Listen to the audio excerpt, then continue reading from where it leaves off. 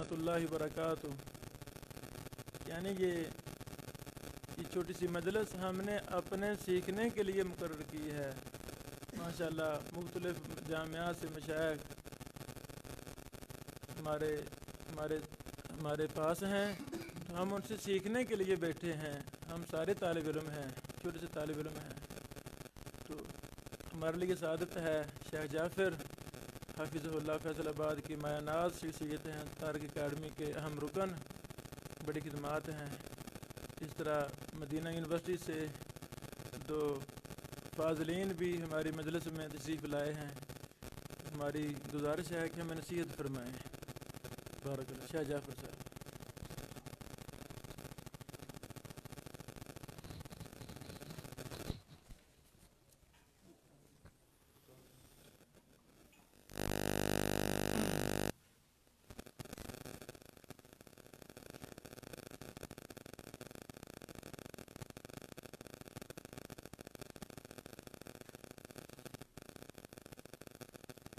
نحمده ونصلي على رسوله الكريم اما بعد فاعوذ بالله من الشيطان الرجيم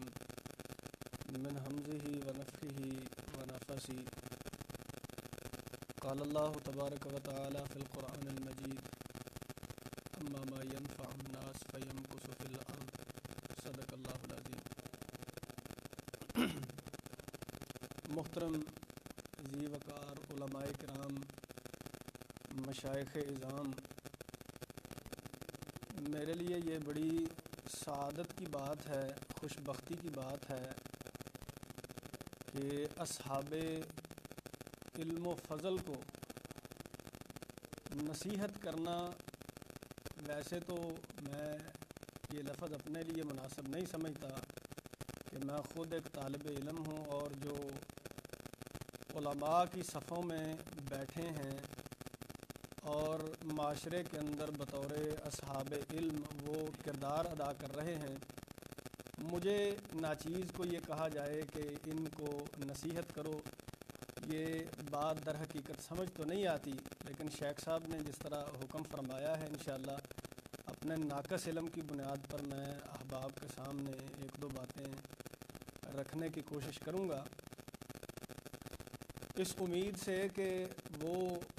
کسی کے لیے نفع کا باعث ہوں، اور سب سے پہلے میری اپنی ذات کے لیے وہ نفع کا باعث ہوں۔ اور اگر آپ محسوس کریں کہ کسی بات کرنے میں مجھ سے غلطی ہوئی ہے، صحب ہوا ہے، تو وہ آپ اصحاب علم و فضل ہیں، علم و دانش ہیں، تو آپ میری اصلاح فرما دیں گے تو انشاءاللہ میں فراخ دلی سے اس بات کو سمجھ بھی لوں گا اور مان بھی لوں گا انشاءاللہ۔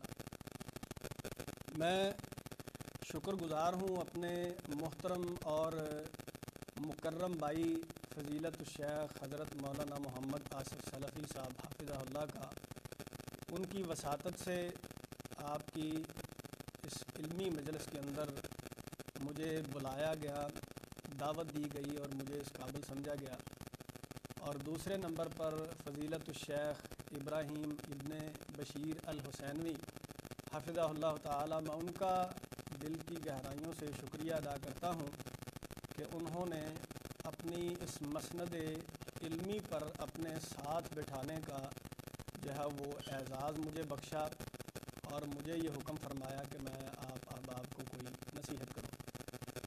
تو سب سے بنیادی بات ہمارے اس موضوع کے مطابق جو ہے وہ نبی مکرم صلی اللہ علیہ وآلہ وسلم کا وہ صحیح فرمان ہے، یعنی یہیں سے جرح اور تعدیل کے فن کا آغاز ہوتا ہے۔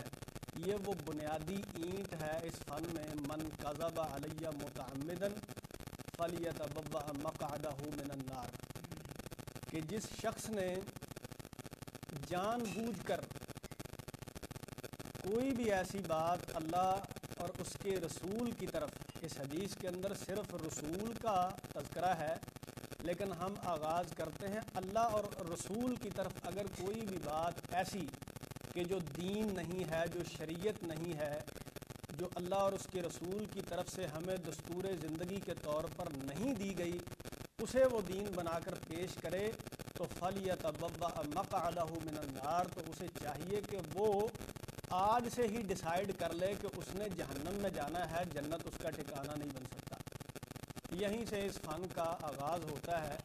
یعنی اس احتیاط کو بروئے کار لانے کے لیے جرح اور تعدیل پر علماء کرام نے کتابیں مرتب کی، مدون کی۔ احباب گرامی قدر،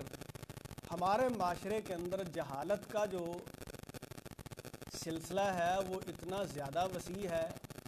کہ ہم عامت الناس کی بات نہ کریں، ہم علماء کی بات کریں تو جس طرح شیخ صاحب فرما رہے تھے کہ آج ممبر اور محراب وہ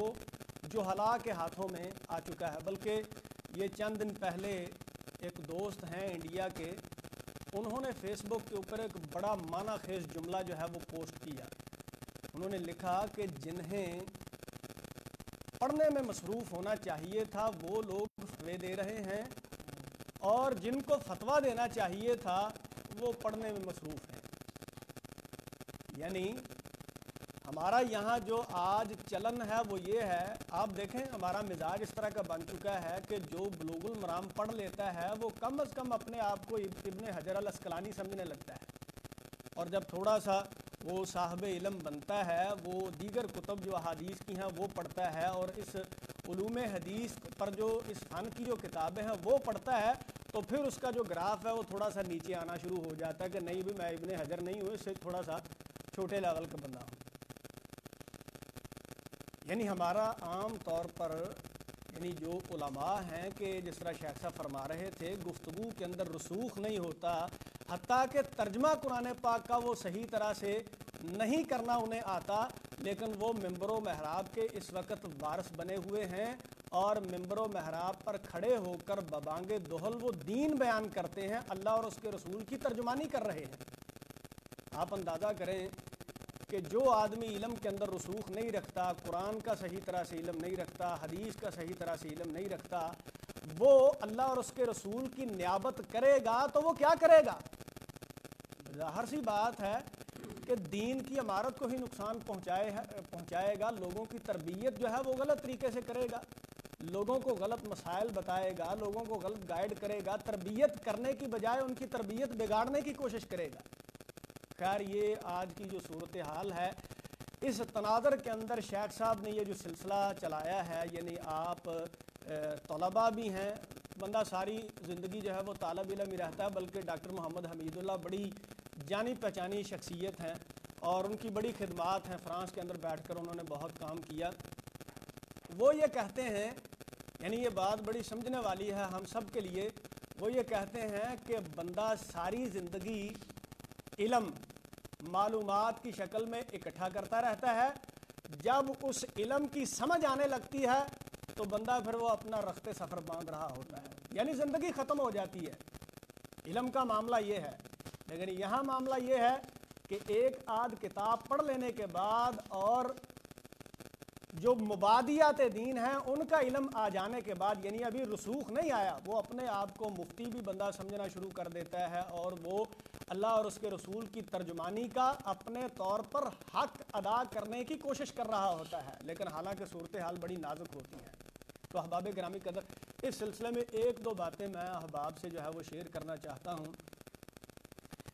یہ ساری باتیں شیخ صاحب اپنی گفتگو کے اندر پہلے کر چکے ہیں، یعنی یہ سمجھ لیجئے کہ میری بات انہی کی بات کی تائید ہوگی انشاءاللہ۔ میں کوشش کروں گا کہ اپنی طرف سے کوئی نئی بات نہ کروں۔ وہ جس طرح کہا جاتا ہے نا کہ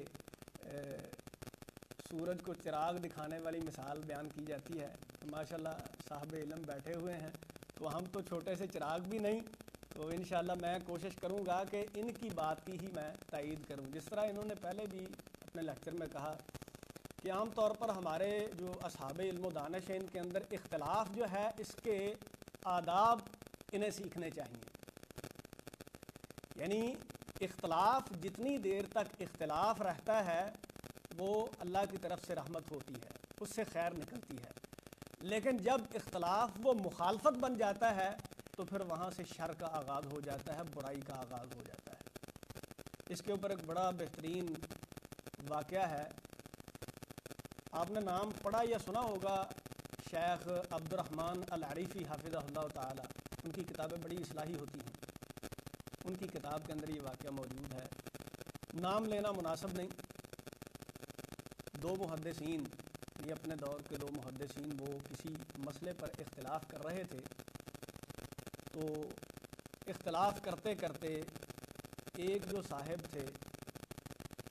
ان کے صبر کا اور عدم برداشت ان کے اندر آ گئی، اور صبر کا جو پیمانہ ہے وہ لبریز ہو گیا۔ دوسرے جو محدث تھے وہ بڑے پیار سے کہنے لگے کہ بھائی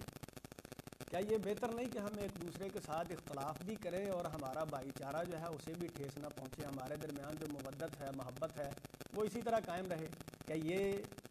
سودا خسارے والا تو نہیں؟ جی نہیں۔ تو پھر آپ اختلاف کریں، محبت کے انداز میں کریں، آپ دلیل کی بنیاد پر مجھے قائل کرنے کی کوشش کریں، انشاءاللہ میں قائل ہو جاؤں گا، آپ دلیل دیں تو صحیح۔